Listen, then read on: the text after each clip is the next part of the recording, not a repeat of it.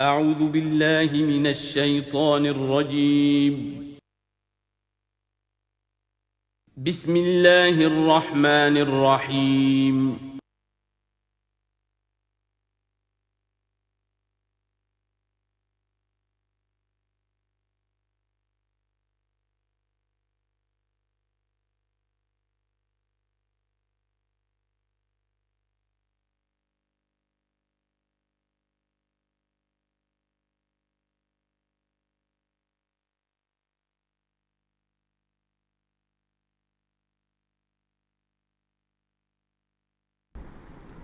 خواجہ از خون رگے مزدور سازد لال ناب، از جفائے دہ خدایاں کشت دہ کانا خراب، انقلاب ہے انقلاب۔ یہ اقبال کہتا ہوا مر گیا۔ سرمایہ دار نے مزدور کے رگوں سے سرخ خون کشید کر کے شراب بنائی ہے جسے وہ شام کو بیٹھ کر پیتا ہے، اور زمیندار اور جاگیردار وہ کسانوں کی جو محنت کا اور خون پسینے کی کمائیوں سے عیش کرتے۔ انقلاب انقلاب، لیکن وہ 52 برس ہو گئے انقلاب تو نہیں آئے، وہی نظام۔ گویا کہ ہم نے اللہ سے ایک بدعہدی کی، اس بدعہدی کی سزا کیا ہے؟ نفاق ہم پر مسلط کر دیا گیا۔ سورہ توبہ کی 3 آیات منافقین کی ایک خاص قسم بیان فرمائی، وَمِنْهُمْ مَنْ عَاهَدَ اللَّهُ، جنہوں نے اللہ سے عہد کیا تھا، لَئِنْ آتَانَا مِنْ فَضْلِهِ، اگر اللہ ہمیں فضل سے نواز دے گا، غنی کر دے گا، لَنَصَّدَّقَنَّ وَلَنَكُونَنَّ مِنَ الصَّالِحِينَ، خوب صدقہ خیرات کریں گے، بالکل نیک ہو جائیں گے۔ لیکن جب اللہ تعالیٰ نے انہیں نواز دیا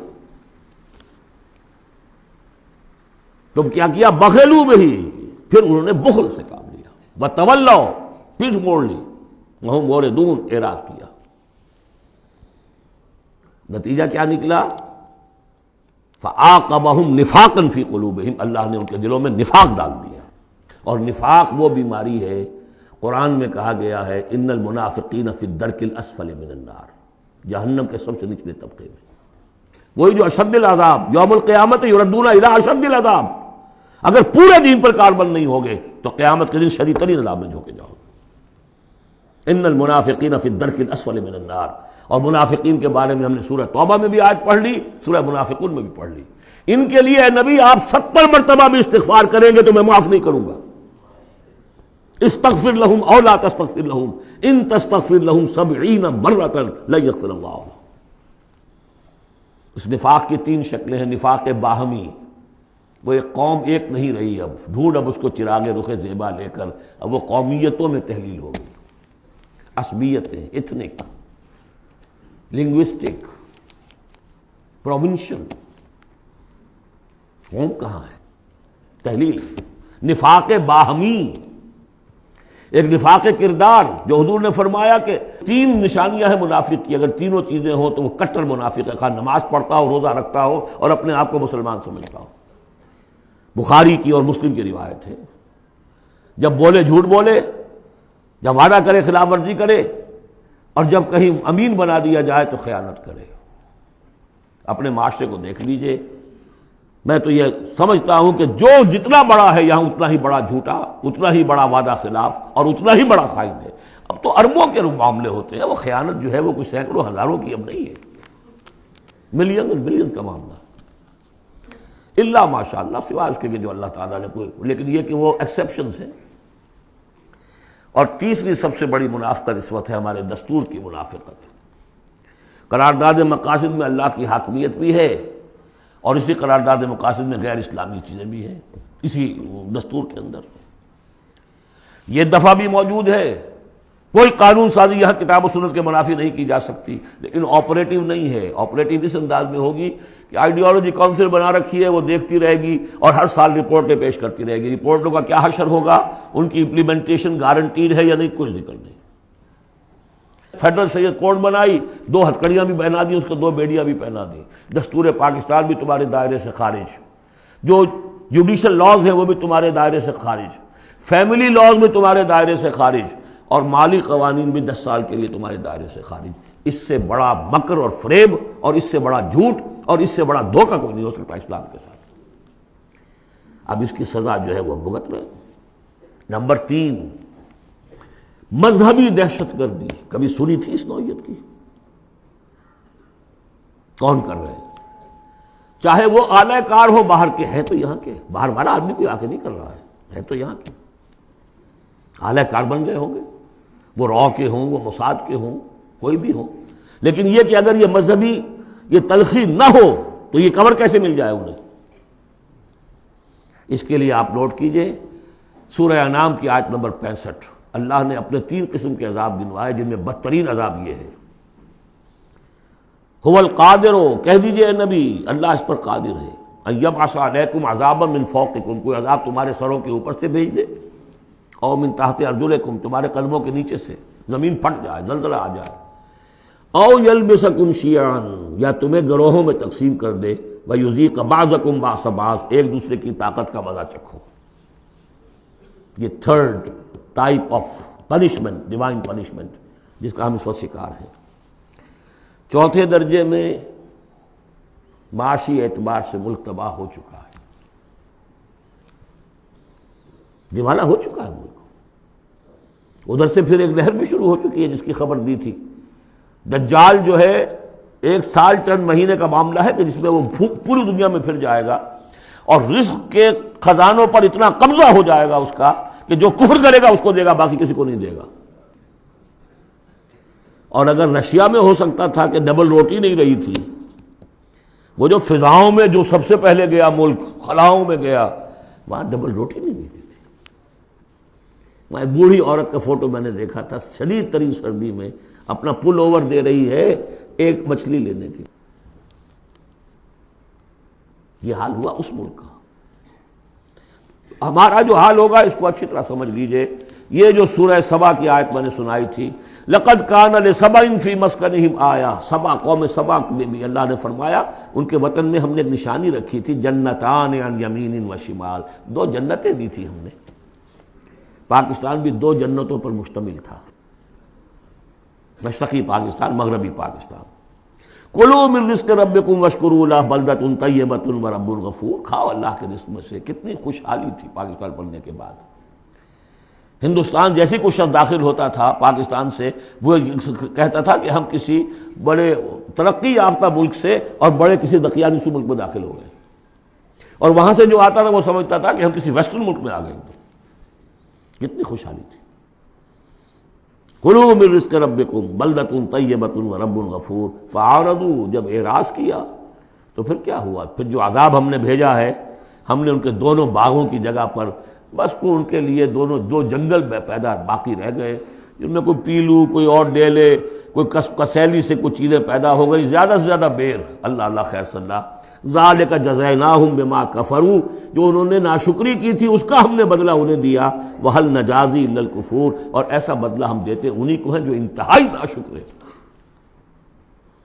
بہرحال چونکہ اسی ملک کو جو قوم سبا تھی، اس کے بارے میں آخری جو الفاظ آئے ہیں قرآن میں، فَجَعَلْنَاهُمْ أَحَادِيثَ وَمَزَّقْنَاهُمْ كُلَّ مُمَزَّقٍ، ہم نے انہیں بس کہانیاں بنا دیا کہ کبھی ایک قوم ہوتی تھی، اس کی بڑی عظمت تھی، اس کا بڑا تلطنہ تھا اور دبدبہ تھا، اور ٹکڑے کر کر کے اس کو ختم کر دیا.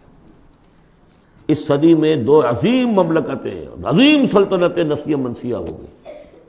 دی گریٹ آٹومان امپائر، پہلی جنگ عظیم کے بعد vanished from the map of the world. The great USSR، اب کبھی طالب علم ڈھونڈا کریں گے کہاں کہاں ہوتی تھی USSR. زمین رہتی ہے، نام بدل جاتے ہیں، آئیڈینٹی بدل جاتی ہے. یہ تو میں نے آپ کو بتایا ہے قرآن اور سنت کے مختلف حوالوں سے کہ اس وقت پاکستان کی خصوصی حیثیت کیا ہے. ایک چند پہلوؤں سے اور دیکھ لیجئے. یہ other side of the picture ہے. 400 سال کی تجدیدی مساعی ہمارے پشت پر ہے. 1000 سال تک سارے مجددین امت عالم عرب میں پیدا ہوئے. 11ویں صدی، 12ویں صدی، 13ویں صدی، 14ویں صدی تمام مجددین امت ہندوستان میں پیدا ہوئے. مجدد الفسانی شیخ احمد سرہندی، 12ویں صدی کے مجدد اعظم شاہ ولی اللہ دہلوی، 13ویں صدی کے مجدد اعظم سید احمد بریلوی، 14ویں صدی کے مجدد اعظم شیخ الہند مولانا محمود حسن اور عظیم اور شخصیات، علامہ اقبال، مولانا مودودی، مولانا الیاس، ایسی شخصیات پوری دنیا میں ان کے برابر کی شخصیات نہیں۔ یہ سارا ہمارے پیچھے ہے۔ یہ کیا ہے؟ یہ بار ہے ہم پر، ماضی کا ایک قرض ہے ہمارے کندھوں کے اوپر، ایک ذمہ داری ہے اسلاف کی طرف سے۔ پھر فکری اور روحانی اعتبار سے نوٹ کیجئے، ڈاکٹر شریعتی ایران کے اور مالک بن نبی الجزائر کے کھل کر لکھ چکے اپنی کتابوں میں کہ intellectual and spiritual centre of gravity of Islamic world of Islam has shifted to South Asia. Iqbal جیسا مفکر جو پیدا ہوا، آپ اندازہ کیجیے، ایک زمانے میں کبھی بغداد ہوتا تھا علم کا مرکز، پھر اسپین ہوا ہے علم کا مرکز، پھر شمالی افریقہ بنا ہے جہاں ابن خلدون جیسی شخصیتیں ابھری ہیں۔ اس کے بعد وہ کہتے ہیں کہ اب جو اسلام کا روحانی اور intellectual centre of gravity of this امہ has shifted to the South Asia. تیسری بات یہ کہ بھارتی مسلمانوں نے پاکستان بنانے کے لیے گویا کہ ایک طرح سے اپنا فرض کفایہ ادا کیا تھا۔ انہیں معلوم تھا کہ یہاں تو پاکستان نہیں بنے گا، انہوں نے کس لیے حصہ لیا؟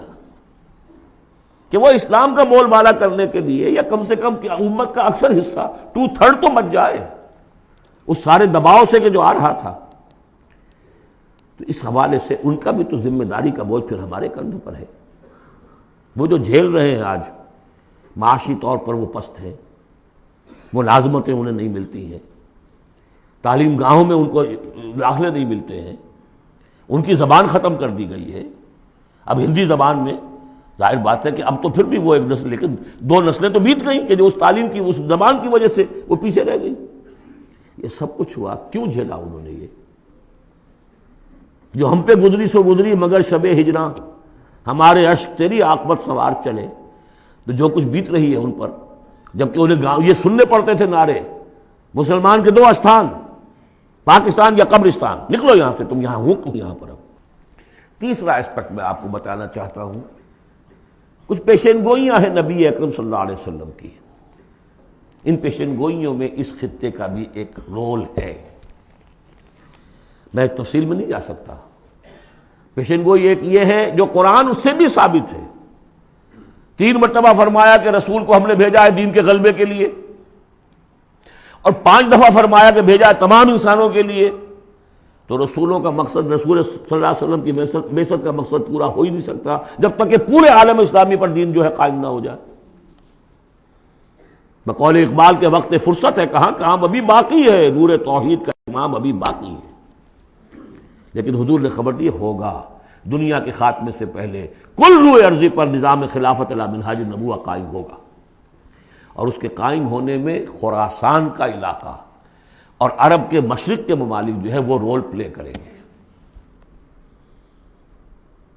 ظاہر بات ہے کہ اس علاقے میں آ کر افغانستان خراسان ہے، اور خراسان کا ایک حصہ پاکستان کا بھی کے اندر بھی شامل ہے۔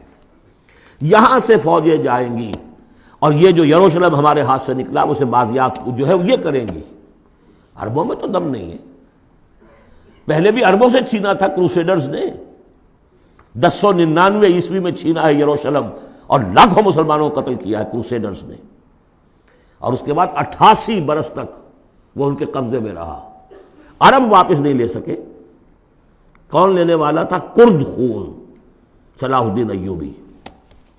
اب پھر عربوں سے چھینا ہے انہوں نے، قوم بودی ہو چکی ہے، ان میں دم نہیں ہے، عیاشیوں نے اور دولت نے ان کو خالی کر دیا، کھوکھلا کر دیا۔ اب بھی کوئی لیں گے تو فرمایا کہ خراسان کی طرف سے جھنڈے آئیں گے، انہیں کوئی روک نہیں سکے گا جب تک کہ یہاں نہ پہنچ جائیں، اور یہاں ایلیا میں جا کر، یروشلم میں جا کر دفن نہ ہو جائیں۔ اس میں بھی ایک رول ہے پاکستان کا۔ میرے عرب کو آئی ٹھنڈی ہوا جہاں سے، میرا وطن وہی ہے، میرا وطن وہی ہے۔ میں نے 3 اسپیکٹ سے تو آپ کو جو ماورائے زمان و مکان فرائض ہیں ایک مسلمان کے، اللہ کے حقوق کے حوالے سے، رسول کے قرض کے حوالے سے، انسانوں کے حقوق کے حوالے سے بیان کی ہے، اور 3 ہی اعتبار سے پاکستان کا جو اسپیشل رول ہے۔ ایک تو یہ کہ جو ہماری جینیسس آف پاکستان ہے، اس کی بنیاد کیا تھی، قرآن میں اس کا بھی ذکر ہے۔ آج جس صورت سے ہم دو چار ہیں، منافقت کے 3 اسپیکٹس، قرآن میں اس کا بھی ذکر ہے۔ جو معاشی ہمارے ہاں بدحالی آ چکی ہے قرآن کا، اس کا بھی ذکر ہے جو سورہ سبا میں ہم نے دیکھ لیا۔ اور جو اندیشے ہیں، مزقناہم کل ممزق جعلناہم احادیث، کہ بس کہانیاں رہ جائیں گی، کبھی ایک ملک بنا تھا، قائم تھا، اس کا عین امکان موجود ہے، بلکہ بین الاقوامی ادارے تو اس کو کہتے ہیں کہ ہوگا، بڑی جلدی ہو جائے گا۔ پچھلے دنوں وہ رپورٹ شائع ہوئی تھی امریکہ کی فارن آفس کی رپورٹ کہ اتنے سالوں کے بعد پاکستان نام سے کوئی ملک دنیا میں نہیں ہوگا۔ اب میں چاہتا ہوں ذرا پازیٹیو سائڈ دکھاؤں، ہمارے پاس کچھ ایسیٹس بھی ہیں یا نہیں۔ پہلی بات یہ ہے کہ چاہے کتنا ہی متزلزل ہے، کچھ ہے، پاکستان کے دستور میں اسلام جتنا آ گیا ہے، اگرچہ اس کی تکمیل جو ہے بہت مشکل ہے، لیکن اتنے حصے کو بھی نکال دینا کسی کے مائی کے لال کے لیے ممکن نہیں ہے۔ قرارداد مقاصد آئی ہے، اللہ کی حاکمیت کا اقرار ہے، گویا کہ نظام خلافت اصولاً دستوری طور پر پاکستان میں نافذ ہو چکا ہے۔ ایسے جیسے میں مسلمان ہوں، چاہے میں عمل نہیں کر رہا اسلام پر، مسلمان ہوں، ہمارا ہر شخص مسلمان ہے چاہے وہ عمل نہیں کر رہا ہے، اسی طرح پاکستان مسلمان ملک بن گیا ہے جب اس نے کہا sovereignty belongs to him and not to us۔ حاکمیت اللہ کی ہے، اور ہمارے ہاتھ میں جو اختیارات ہیں وہ ایک سیکریٹ ٹرسٹ ہے، اور یہ سیکریٹ ٹرسٹ استعمال ہوگا اسی حاکم مطلق کی دی ہوئی عائد کردہ حدود کے اندر۔ یہ ہے لا الہ الا اللہ، دستوری زبان میں یہ لا الہ الا اللہ، ان الحکم الا للہ لہ الملک۔ پھر یہ کہ ایک بہت بڑا ایسٹ یہ ہے، بہت سی تحریکوں، بہت سے مصنفین، علامہ اقبال، مولانا مودودی اور بھی بہت سے مصنفین کی مسائل سے پاکستان میں جوان، ادھیڑ اور بوڑھے عمر کے لوگوں کی بہت بڑی تعداد ہے جو 2 چیزیں ان کے اندر موجود ہیں۔ نمبر 1، انہیں یہ معلوم ہو چکا ہے کہ ہمارا دین اسلام دین ہے، مذہب نہیں ہے، یہ پوری زندگی کا دین ہے، معلوم ہے۔ وہ دور گزر گیا جب کہ سمجھا جاتا تھا کہ بس نماز روزہ دین ہے، کچھ لوگ اب بھی ہیں، لیکن یہ معلوم ہے سب کو کہ یہ کل زندگی کا دین ہے، عبادت کا مطلب صرف نماز روزہ نہیں ہے، پوری زندگی میں اللہ کی بندگی ہے۔ وہ تصور دی ہاتھ سے دے کر اگر آزاد ہو ملت ہے، ایسی تجارت میں مسلمان کا خسارہ۔ کوئی دین و دنیا میں جس دم جدائی، حبس کی امیری حبس کی وزیری، جدا ہو دین سیاست سے تو رہ جاتی ہے چنگیزی۔ یہ اقبال کا پیغام تھا، وحدت دین و دنیا، دنیا کو تابع کرنا ہے دین کے۔ اور یہ کہ بہت سے لوگوں کے دلوں میں اس کی امنگ بھی ہے، خواہش بھی ہے، جذبہ بھی ہے۔ افسوس صرف یہ ہے کہ ایک تو بٹے ہوئے ہیں بہت، اپنی سیاسی مصلحتوں میں اس کو پیچھے رکھ کر اپنی پارٹی، اپنی شخصیت، اس کو ابھارنے کی فکر ہے۔ ایک خلط مبحث بہت تھا کہ کیسے دین یہاں لائیں، غلطی سے یہ سمجھا کہ الیکشن میں حصہ لو، ووٹ مل جائیں گے تو اسلام نافذ کر دیں گے، لیکن اس میں میں سمجھتا ہوں کہ اب بہت حد تک کمی ہو گئی ہے۔ تمام مذہبی جماعتیں یہ سمجھ چکی ہیں الیکشن کے ذریعے سے یہاں کچھ نہیں ہو سکتا، اسلام نہیں آ سکتا۔ تیسرے یہ کہ ایک عظیم قرآنی تحریک الحمدللہ اس ملک کے اندر قائم ہوئی اور چلی۔ کبھی سنا تھا؟ اپنے بڑوں سے پوچھ لیجئے، کبھی 6 گھنٹے بھی نماز تراویح کے لیے لوگ کسی مسجد میں رہے؟ پورا قرآن کا ترجمہ، درس قرآن کی محفلیں، 500 700 آدمی جمع، جبکہ کوئی سیاسی نعرہ نہیں، کوئی اختلافی بات نہیں۔ جو لوگ رہے یہاں پر 25 دن، جنہوں نے مجھے سنا ہے، کہیں کوئی اختلافی فرقے وارانہ کوئی بات؟ قرآن ایز سچ، قرآن سمجھو۔ یہ تحریک جو ہندوستان میں شروع ہوئی تھی شاہ ولی اللہ دہلوی سے، الفوز الکبیر انہوں نے لکھی، قرآن کا ترجمہ فارسی میں کیا، ان کے 2 بیٹوں نے اردو میں اس سے پہلے ترجمہ کرنا گناہ سمجھتے تھے لوگ۔ آج بھی بعض لوگ ہیں جو ترجمہ پڑھنے کو گناہ سمجھتے ہیں، بس قرآن پڑھو اور ثواب حاصل کر لو۔ ہے بہت بڑی جماعت بھی ہے جو یہ کہتی ہے۔ مسئلہ پوچھنا تو عالم دین سے پوچھ لو، تم خام کا ترجمہ کیوں پڑھتے ہو؟ تمہارے دل میں شکوک و شبہات پیدا ہو جائیں گے، بس پڑھو اور پڑھ کے ثواب لو۔ یہ شاہ ولی اللہ نے جب فارسی میں ترجمہ کیا، انہیں قتل کرنے کی سازش ہو چکی تھی، اس نے اتنا بڑا جرم کیا، اتنا بڑا گناہ کیا۔ بلا لیے گئے تھے سرحد کے علاقے سے پٹھان قتل کرنے کے لیے، اور مسجد جو فتح پور کی ہے دہلی کی، جو چاندنی چوک کے ایک سرے پر ہے، وہاں درس حدیث دیتے تھے عصر کے بعد، اور اس کے بعد وہ نکل رہے تھے مسجد میں، باہر وہ کھڑے ہوئے تھے قتل کرنے کے لیے، لیکن کچھ اللہ نے ایسی ہیبت ڈال دی اس وقت ان کے دل پر، کوئی ایسی ان کی شخصیت کا اثر پڑا، وہ حملہ نہیں کر سکے۔ بہرحال یہ تحریک شروع کی انہوں نے، قرآن کو ایک اوپن کتاب بنایا، کھلی کتاب، پڑھو اس کو، سمجھو اس کو۔ لیکن الحمدللہ اس کا اگر یہ ملک نہ بنتا تو شاید یہ تحریک ایسی آپ کو یہاں نظر نہ آ سکتی۔ مواقع ملے ہیں ہمیں، اللہ نے ہمیں سہولتیں دی ہیں۔ آپ کو معلوم ہے کتنے مہینے تک ہر ہفتے الہدا کا پروگرام جو ہے پورے ملک میں، جو یوں سمجھیے کہ نیشنل حکم پر ایک ہی وقت میں، اور وہ ٹیلی کاسٹ ہوا۔ غلغلہ ایک پیدا ہو گیا تھا کہ نہیں اسلام قرآن مجید کا، اگرچہ یہ کہ بر وقت جو ہے اس ملک کے اندر جو مغربیت کے پرستار ہیں، جلدی انہیں ہوش آ گیا کہ یہ تو طوفان جو ہے ہمارے لیے مصیبت بن جائے گا، تو اس کے لیے جو بھی کیا وہ آپ کو معلوم ہے۔ مجھے اس سے کوئی غرض نہیں، ویڈیوز ہیں، آڈیوز ہیں، میری دعوت پھیل رہی ہے دنیا میں، جہاں چلے جائیے آپ، جہاں اردو پڑھنے والے، اور اب تو میں نے 3-4 سال سے انگریزی کی ٹانگ توڑنی شروع کر دی ہے۔ امریکہ جاتا ہوں تو انگریزی کا، اس لیے کہ پہلے میں یہاں تو گھبراتا ہوں انگریزی میں تقریر کرتے ہوئے، یہاں کے لوگ بڑے حساس ہوتے ہیں کہ ذرا یہ لفظ انہوں نے ٹھیک نہیں بولا، اب وہ مسکرائیں گے، ان کے اپنے اپنے ایکسنٹ ہیں، اپنا ہے، وہ کیا بول رہے ہوتے ہیں، اور ان کی توجہ ہوتی ہے سننے کے لیے یہ کہہ کیا رہے ہیں۔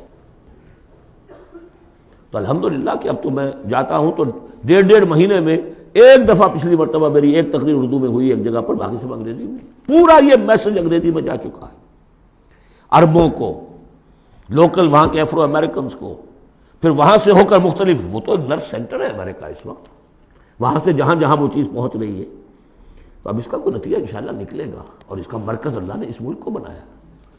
یہ ہمارے وہ ایسٹس ہیں کہ جو ہمارے پاس ہیں، ہمیں دیکھ لینا چاہیے ہمارے پاس کچھ ہے بھی کہ نہیں۔ اب آئی ہے بات کہ عملی اقدامات کیا ہوں۔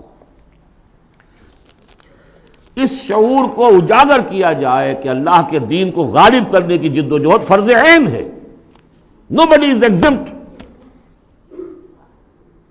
یہی میں نے آپ کے سامنے بیان کر دیا۔ اگر دین قائم نہیں ہے تو ہماری عبادت جزوی ہے، ایک حصے میں ہم عبادت کر رہے ہیں اللہ کی، باقی دوسری زندگی کے ہمارے پہلو جو ہے اللہ کی بغاوت پر مشتمل ہے۔ یہ کام فرض عین کے درجے میں ہے، اور اس کے لیے عقلاً اور نقلاً لازم ہے کہ کسی نہ کسی جماعت میں آدمی شریک ہو، اکیلا تو یہ کام نہیں کر سکتا۔ اس کے لیے جیسا کہ میں نے عرض کیا تھا، عقل عام بھی کہتی ہے انقلاب، نظام بدل دینا کسی ایک آدمی کے بس کا روگ ہے، ایک پارٹی چاہیے، حزب اللہ چاہیے۔ حضرت موسیٰ کی قوم نے کوڑا جواب دے دیا تھا تو معاملہ وہی کا وہی رک گیا۔ حضور کے ساتھیوں نے ایک جماعت کی شکل میں اپنا، جہاں حضور کا پسینہ گرا وہاں اپنی خون کی ندیاں بہا دی، اسلام قائم ہو گئی۔ پھر احادیث دیکھیے، علیکم بالجماعہ، لا اسلام الا بالجماعہ، اور سب سے بڑی حدیث انی آمرکم بخمس، اللہ اے مسلمانوں میں تمہیں 5 باتوں کا حکم دے کر جا رہا ہوں، اللہ امرنی بہن، مجھے اللہ نے ان کا حکم دیا ہے، بالجماعت والسمع والطاعت والہجرت والجہاد فی سبیل اللہ،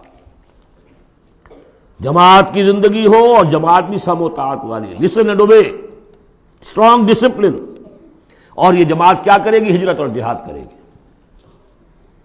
یہ حدیث جو ہے ذرا نوٹ کیجئے کس قدر اس میں ایمفیسس ہے، انی آمرکم بخمس اللہ امرنی بہن، میں تمہیں 5 باتوں کا حکم دے کر جا رہا ہوں، اللہ نے مجھے اس کا حکم دیا ہے۔ پھر اس جماعت کے خد و خال ہم نے پڑھے قرآن مجید میں، حزب اللہ سورہ مائدہ میں، فإن حزب اللہ هم الغالبون، حزب اللہ کے یہ اوصاف ہیں، حزب اللہ اللہ کی پارٹی۔ سورہ مجادلہ میں شیطان کی پارٹی، حزب الشیطان، اور اللہ کی پارٹی۔ اس جماعت میں ہر فرد کو ہونا چاہیے، البتہ اس کے لیے یہ نہیں کہ میں صرف اپنی جماعت کی بات کر رہا ہوں، کوئی جماعت ہو جو آپ کو آپ کی سمجھ میں آئے کہ یہ ٹھیک ہے، یہ دین کے لیے صحیح کام کر رہی ہے، اس میں شامل ہو، تاکہ کوئی شخص بھی اس سے محروم نہ ہو۔ جیسے حضور نے فرمایا بلغوا انی ولو آیۃ، پہنچاؤ میری جانب سے، کہا ایک ہی آیت پہنچاؤ، میرا کوئی امتی بھی تبلیغ قرآن کے فریضے سے محروم نہ رہ جائے، اس لیے کہ پھر میرا امتی کیسے ہوا؟ میرا امتی ہے تو اسے تو قرآن پہنچانا ہے، ایک آیت پہنچاؤ۔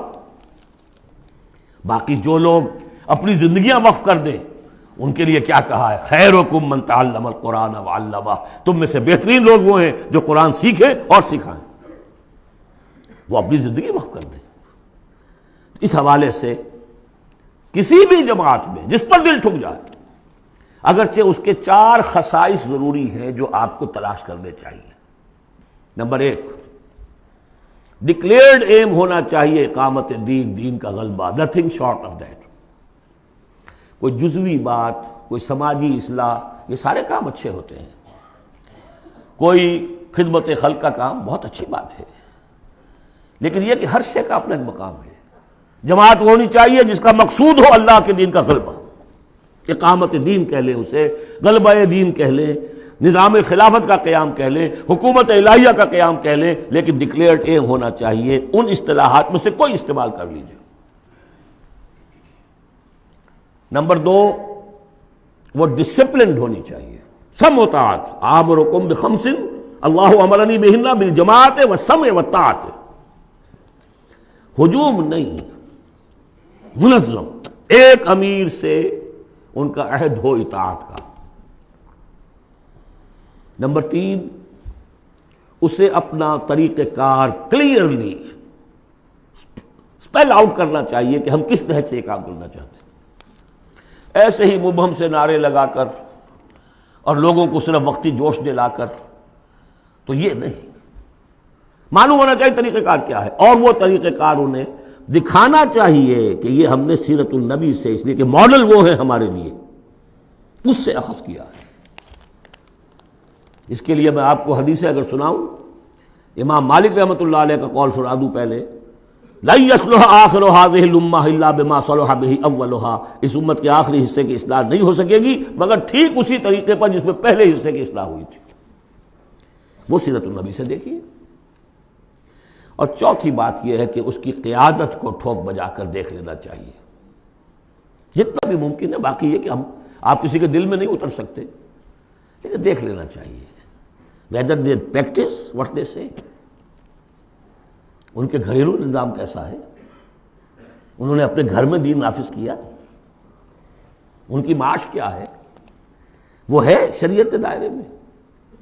4 چیزیں تلاش کر کے، اور اس تلاش میں بھی جو وقت لگے گا وہ جہاد کے اندر شمار ہوگا، بشرطے کہ سیریسلی، یہ نہیں کہ کیجولی بس ایسے ہی اس کو سمجھا جائے کہ اب یہ میری ضرورت ہے، یہ میرا فرض ہے، ہو سکتا ہے مجھے کل موت آ جائے اور میں بغیر جماعت کے ہوں گا۔ اقامت دین کی جد و جہد فرض عین ہے، اور اس کے لیے نماز شرط لازم ہے، جیسے نماز کے لیے اس کے لیے جماعت شرط لازم ہے، جیسے کہ نماز کے لیے وضو شرط لازم ہے، وضو کے بغیر نماز نہیں ہوتی۔ یہ 4 شرطوں میں انسان تلاش کرے، جو بھی سمجھ میں آ جائے، جو بھی سمجھ میں آ جائے، فاتقوا اللہ ما استطعتم۔ لیکن یہ کہ یہ معلوم ہو ہمارے ملک کی بھی بقا اسی میں ہے، اس کا استحکام بھی اسی میں ہے۔ یہ کشتی ڈوبتی ہے تو ہم ڈوبیں گے، یہ تیرتی ہے تو ہم تیریں گے، خالص دنیاوی اعتبار سے بھی سوچنے کی بات ہے۔ اور پھر یہ کہ اللہ کے ساتھ وعدہ خلافی کی اس سے کہیں زیادہ سزا کہیں مل نہ جائے۔ مشرقی پاکستان جب علیحدہ ہوا تھا کتنی بڑی سزا ملی تھی، 93,000 قیدی مسلمان قوم کا اس ہندو کے پاس جس پر کہیں 800 برس حکومت کی، کہیں 1000 برس حکومت کی، بیڑوں بکریوں کی طرح انہیں ٹرکوں میں لاد کے لے کر گئے ہیں، جیسے ڈیرہ غازی خاطر بکریاں اور بھیڑیں آتی ہیں لاہور میں ذبح ہونے کے لیے۔ ٹائیگر جرنیل اور اپنا جو ہے پستول پیش کر رہا ہے، یؤتی الجزیۃ عن ید وہم صاغرون، اور اندرا گاندھی کو کہنے کا موقع ملا we have avenged our 1000 years defeat، اور ہم نے 2 قومی نظریے کو بے آف بنگال میں غرق کر دیا ہے۔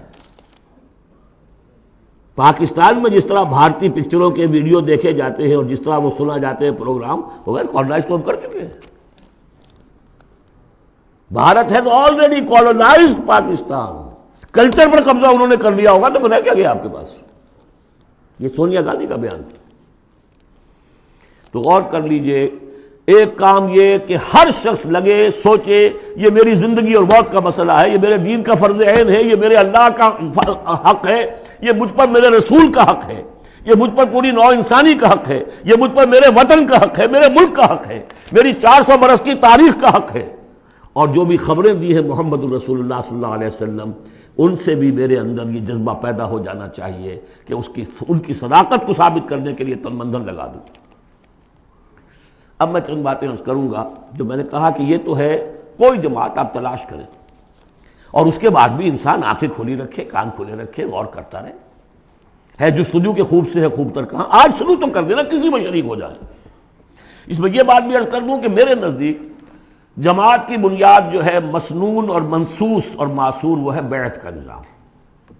لیکن اگر بیعت کا نظام نہ بھی ہو اور وہ صرف دستوری جماعت ہو، وہ بھی مباح ہے، جماعت کے حق میں ہے، بشرطے کہ اس کا ڈسپلن مضبوط ہو. وہ چار آنے والی ممبری والی جماعتیں سیاسی جماعتیں ہوتی ہیں. وہ جماعت جس کا ڈسپلن ہو، جس کا اخلاقی ایک معیار ہو. اب میں ذرا چند باتیں آپ سے عرض کر دوں. 65 سے میں نے اپنے مشن کا آغاز کیا تھا.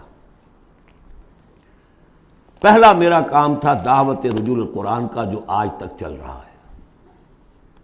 ایسا نہیں ہوا ہے کہ میں نے کوئی قدم اگلا ہٹایا ہو تو اس کام کو چھوڑ دیا ہو. اس ضمن میں چاہوں گا کہ جو حضرات بھی جاننا چاہیں کہ اس میں کیا کچھ ہوا ہے، کس طور سے ہوا ہے، اس کا صغرا کبرا کیا ہے، اس کا پس منظر کیا ہے، اس کا ریشنلے کیا ہے، وہ میری ایک کتاب ہے دعوت رجوع القرآن کا منظر اور پس منظر. یہ کتاب مطالعہ کریں جن صاحب کو بھی میرے کام کے اس پہلی شق سے کوئی دلچسپی ہے. اس کے ضمن میں آپ نے سن لیا ہے، یہاں پر بھی خواتین کے پروگرام بھی ہو رہے ہیں، 1 ایئر کورس بھی شروع ہو رہا ہے. لاہور میں تو مسلسل ہو رہا ہے. امریکہ سے آ کے لوگ وہاں پر شریک ہو رہے ہیں اور 1 ایئر کورس کر کے نوجوان جا رہے ہیں. الحمدللہ کہ وہاں پر ہمارا جو ہے اب انشاءاللہ کوئی اکیڈمی وہاں پر بھی شروع ہو جائے گی. یہ ہو رہا ہے امریکہ کے اندر. دوسرا کام جو میں نے کیا الحمدللہ اللہ کے فضل و کرم سے، ایک مختصر لیکن منظم جماعت تنظیم بیعت کی بنیاد، ایک مردہ سنت کو زندہ کیا ہم نے. میرا دعویٰ یہ ہے کہ بنیاد کسی جماعت کی قرآن، حدیث، سنت، سیرت اور 1400 برس کی تاریخ دنیا جو ہماری مسلمانوں کی ہے، 1300 برس تک کم سے کم کوئی اور بنیاد اجتماعیت کی ہے ہی نہیں سوائے بیعت کے. حضور نے کی بیعت، آؤ بیعت کرو میرے ہاتھ پر، آؤ مرنے کی بیعت کرو. یا پھر وہ بیعت جو عقبہ ثانیہ میں لی گئی تھی، بایعنا رسول اللہ صلی اللہ علیہ وسلم علی السمع والطاعۃ فی العسر والیسر والمنشط والمکرہ. بڑی طویل حدیث ہے، وہ میں بعد میں آپ کو بتاؤں گا بھی. ہم نے اسی کو اخذ کیا ہے، اختیار کیا ہے تنظیم اسلامی میں شمولیت کے لیے. جو بیعت ہے وہیں سے لی ہے. بہرحال ہم نے اس پر ایک جماعت مرتب کر دی ہے، ڈھانچہ بنا دیا ہے، نظام العمل بنا دیا اس کا. یہ نہیں ہے کہ بیعت کا مطلب یہ کہ اب آپ کو کچھ کہنے کا حق ہی نہیں. لا حول ولا قوت. حضور سے لوگ اختلاف کر لیتے تھے. حضور نے فرمایا تھا غزوہ بدر میں کہ کیمپ یہاں لگا دو، لگا دیا گیا.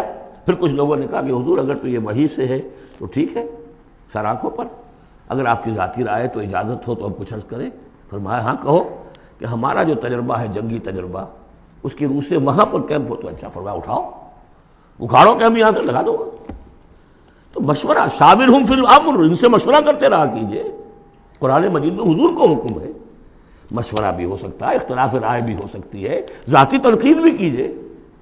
ہمارے ہاں تنظیم اسلامی کے اندر سالانہ ایک اجتماع وہ ہوتا ہے جس میں جو شخص چاہے آئے اور مجھ پر ذاتی تنقید کرے.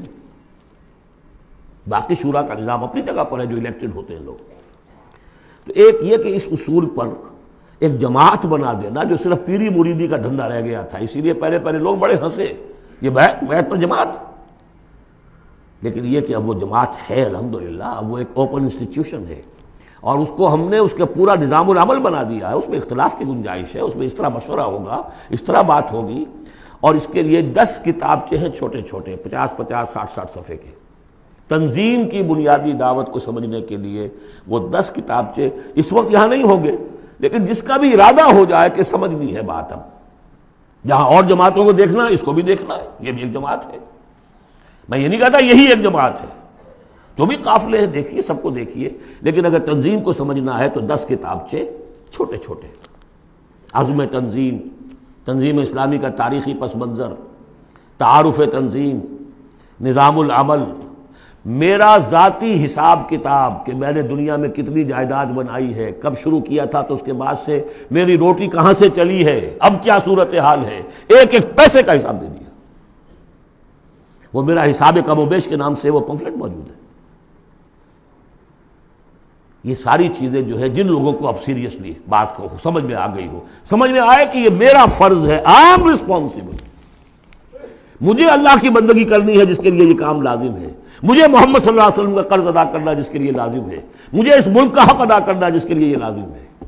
یہ اگر آپ کو اپنے فرض کا احساس ہو جائے گا تو آپ تلاش کریں گے، جو تلاش کرے گا وہ پائے گا، جو اندہ یا بندہ. باقی میرا ایک ماضی بھی ہے. وہ ماضی یہ کہ میں جماعت اسلامی میں رہا ہوں 10 برس تحریک کے ساتھ، جماعت میں 3 برس اور 7 برس جمعیت طلبہ میں. جمعیت طلبہ میں ناظم اعلیٰ بھی رہا ہوں آل پاکستان، جبکہ یہ مشرقی اور مغربی پاکستان دونوں ایک ہی ملک تھے. اور جماعت اسلامی میں ایک ضلعی تنظیم کا امیر رہا ہوں، ضلع منگمری کا. بہرحال یہ نوٹ کر لیجئے کہ وہ میرا ماضی ہے. اس سے مجھے اختلاف ہوا تو کیوں ہوا تھا، اس پر میری پوری کتاب موجود ہے.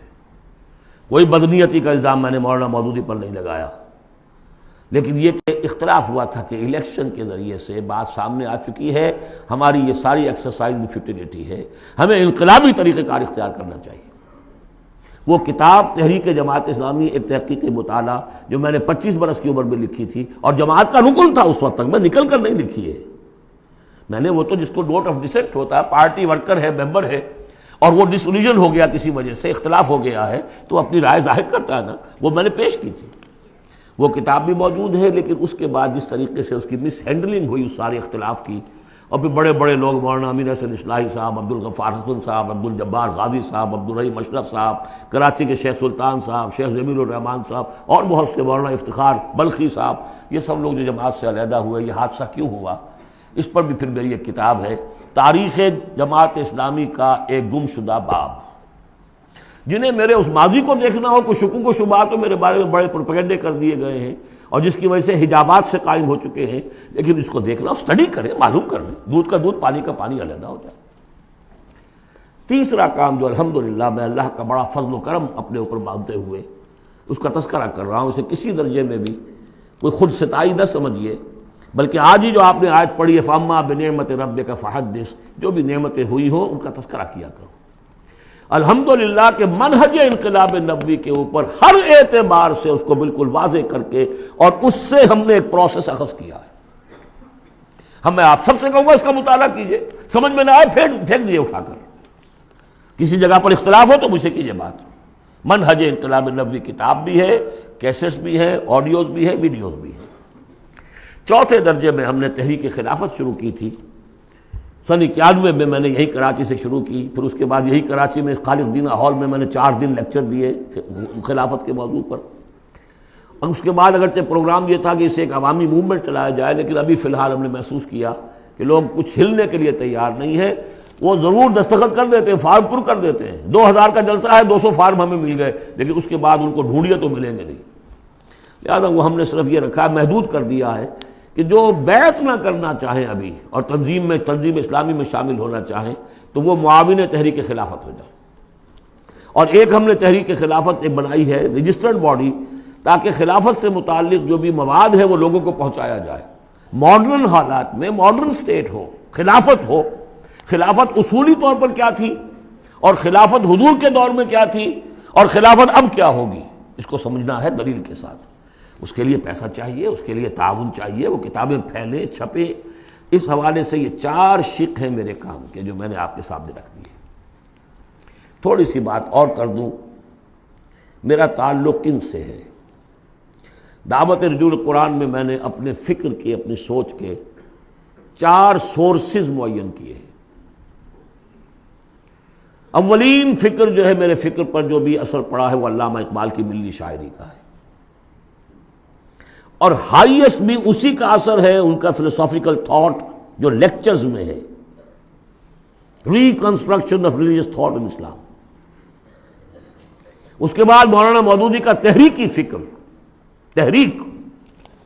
اقبال مفکر تھے، وہ تحریک چلانے والے آدمی نہیں تھے. اگرچہ ابھی معلوم ہوا ہے ڈاکٹر برہان احمد فاروقی نے انتقال سے پہلے کتاب لکھ دی، جس سے ثابت ہوتا ہے کہ علامہ اقبال عمر کی آخری سٹیجز میں سن 35-36 میں بیعت کی بنیاد پر ایک جمعیت شبان المسلمین قائم کرنا چاہتے تھے، اور اس کا دستور بھی مرتب ہو گیا تھا. وہ ڈاکٹر برہان احمد فاروقی کی کتاب، اس کی تلخیص کر کے ہم نے شائع کر دیا علامہ اقبال کی آخری خواہش. اس میں خط و کتابت ہے، وہ ساری کی ساری چیزیں جو ریکارڈ میں موجود ہیں. لیکن بہرحال انہوں نے اپنی زندگی میں یہ کام شروع کر نہیں سکے. یہ کام مولانا مودودی نے شروع کیا، تحریک اٹھائی، جماعت بنائی. لیکن مولانا مودودی سے پہلے میرے نزدیک ابوالکلام بھی تھے. انہوں نے حزب اللہ بنائی تھی 1913 میں، اور وہ بیعت کی بنیاد پر تھی. اس حوالے سے یہ میرا ایک پس منظر ہے. اور 3 اعتبارات سے پھر میں اپنا رشتہ جوڑتا ہوں شیخ الہند سے، وہ نوٹ کر لیجیے اچھی طرح. ایک تو یہ کہ شیخ الہند کا جو ترجمہ، اس پر جو تفسیری حواشی لکھے شبیر احمد عثمانی صاحب نے، یہ میرے لیے قرآن فہمی کا بہت بڑا سورس ہے. تفہیم القرآن بھی، تدبر قرآن بھی، لیکن تفہیم القرآن میں بھی ایک چیز جو ہے وہ تشنا ہے.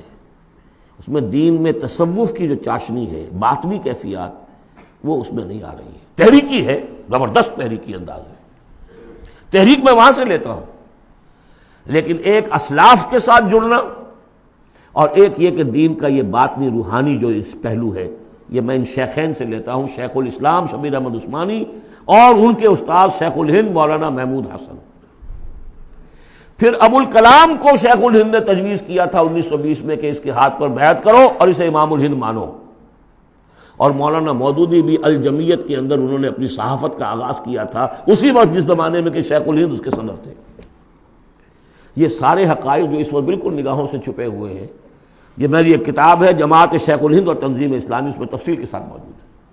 یہ میں صرف اس لیے بتا رہا ہوں کہ جس کو بھی ان 25-26 دنوں کے اندر کوئی بھی تعلق خاطر قائم ہوا ہو، جو سیریسلی سوچنے کو تیار ہو، وہ ان چیزوں کا مطالعہ کریں.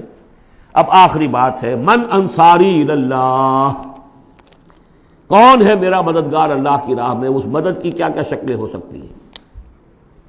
سب سے پہلے تو یہ جو میرے فکر سے متفق ہو گئے، جو طریقہ کار ان کے سامنے آیا ہے اس کو انہوں نے مان لیا، اگر وہ مجھ سے واقف بھی ہیں اور مجھ پر اعتماد بھی کر سکتے ہیں تو تاخیر نہ کریں اور بیعت کریں اور تنظیم اسلامی میں شامل ہو جائیں.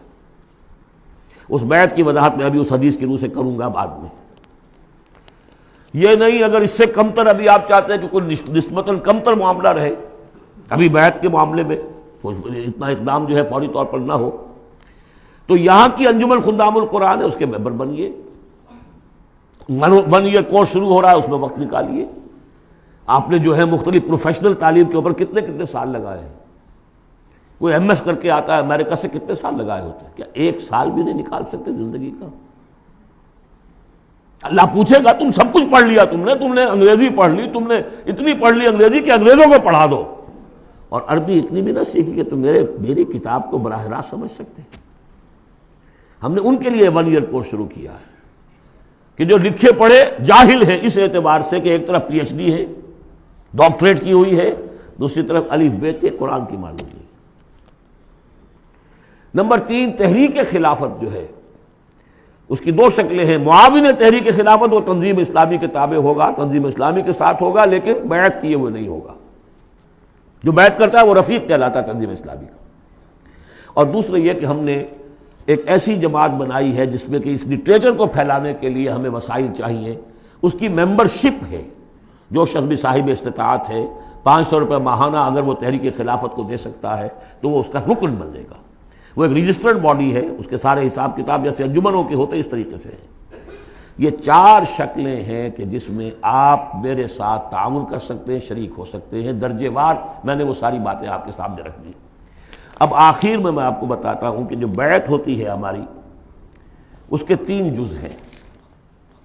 پہلا جز وہ ہے کہ جو ہر شخص کرتا ہی ہے مسلمان، صرف بیعت کے وقت اسے شعوری طور پر تازہ کرنا ہے.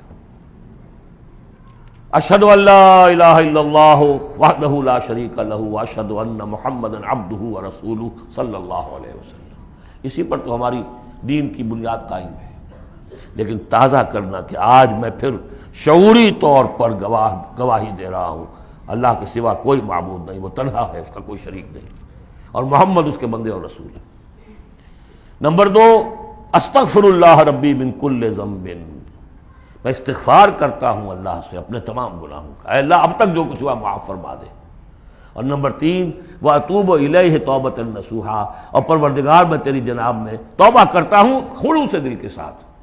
یا ایھا الذین آمنوا توبوا الی اللہ توبۃ نصوحا. پہلا حصہ یہ ہے. دوسرا حصہ انی اعاہد اللہ میں اللہ سے عہد کرتا ہوں. یہ اللہ سے عہد ہے.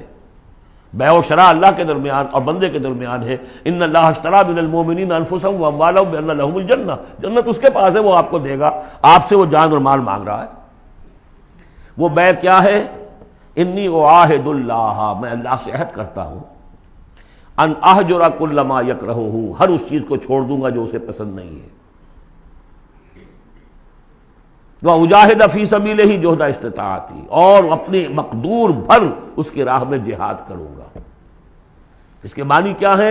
انفق مالی وابذل نفسی، اپنا مال بھی خرچ کروں گا، جان بھی، وقت بھی صرف کروں گا، لِإِقَامَةِ دِينِهِ وَإِعْلَاءِ كَلِمَتِهِ، اس کے دین کو قائم کرنے کے لیے اور اس کے کلمے کی سربلندی کے لیے.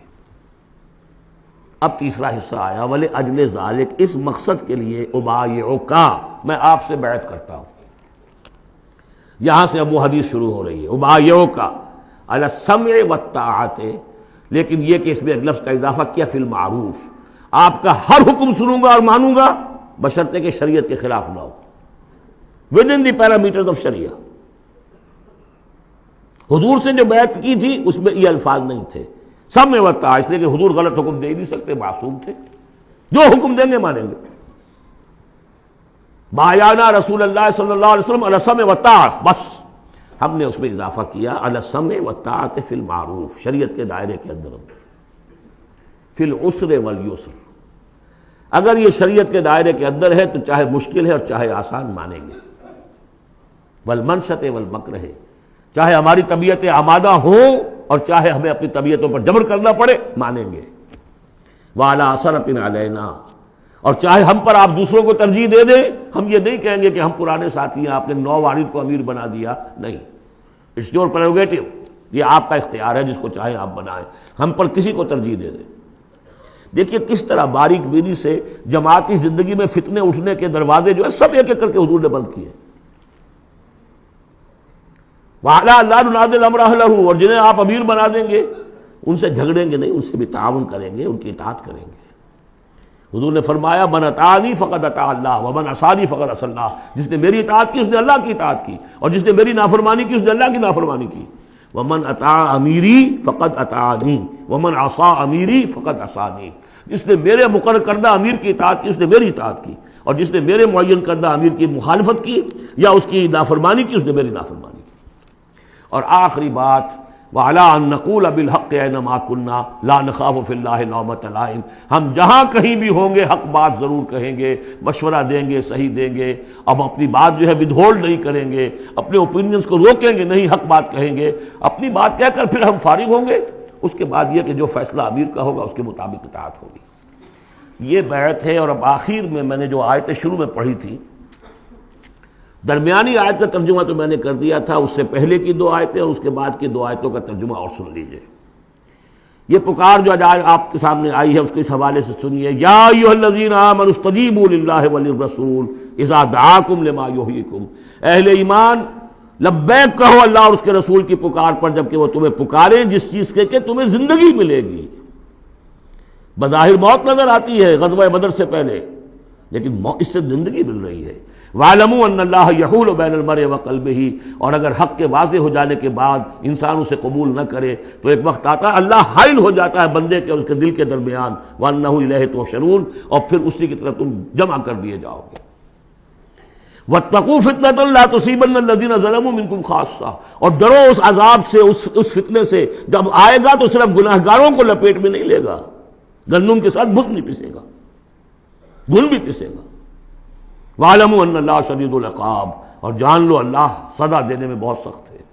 پھر وہ آیت آئی تھی وَاذْكُرُوا، ذرا یاد کرو، إِذْ أَنْتُمْ قَلِيلٌ مُسْتَضْعَفُونَ فِي الْأَرْضِ تَخَافُونَ أَن يَتَخَطَّفَكُمُ النَّاسُ فَآوَاكُمْ وَأَيَّدَكُمْ بِنَصْرِهِ وَرَزَقَكُمْ مِنَ الطَّيِّبَاتِ لَعَلَّكُمْ تَشْكُرُونَ. اور اس کے بعد کی دو آیات، یا ایھا الذین آمنوا لا تخونوا اللہ والرسول، اللہ اور اس کے رسول سے خیانت مت کرو، جو وعدہ کیا ہے سمعنا وأطعنا اس کو پورا کرو. وَتَخُونُوا أَمَانَاتِكُمْ، اپنی امانتوں کے اندر بھی خیانت نہ کرو. اور جان لیجئے ہمارے پاس یہ پاکستان سلطنت خدا داد سب سے بڑی امانت ہے اس وقت.